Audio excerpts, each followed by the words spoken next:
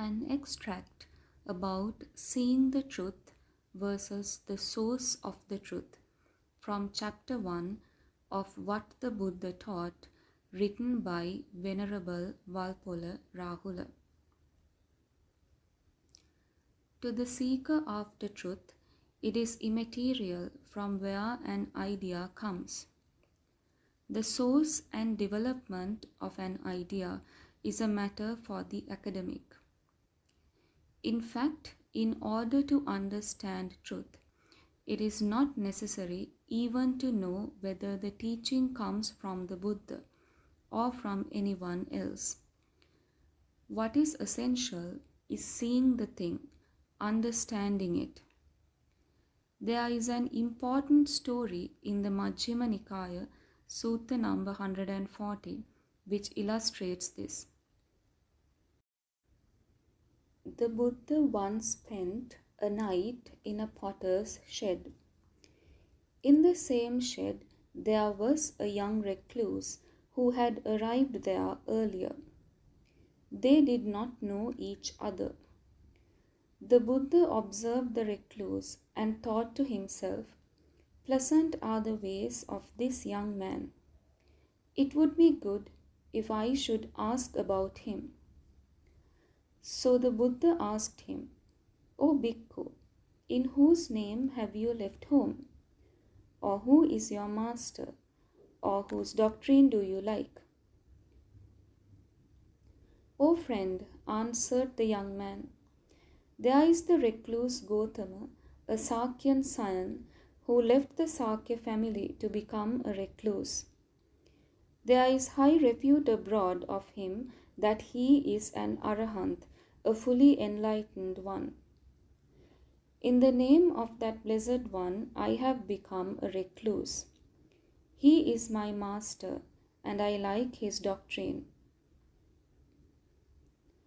Where does that blessed one, the Arahant, the fully enlightened one, live at the present time? In the countries to the north, friend, there is a city called Savatthi.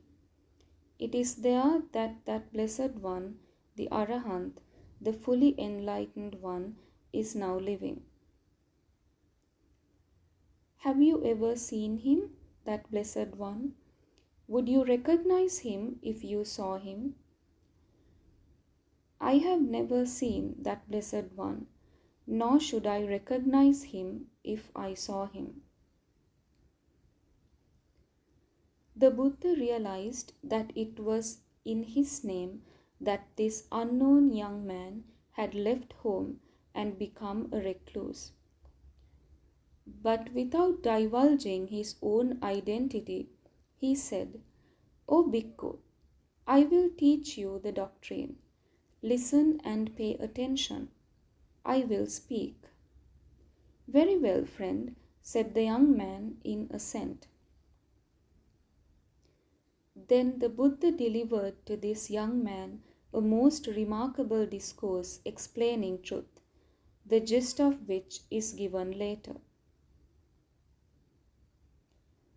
It was only at the end of the discourse that this young recluse, whose name was Pukkusati, realized that the person who spoke to him was the Buddha himself.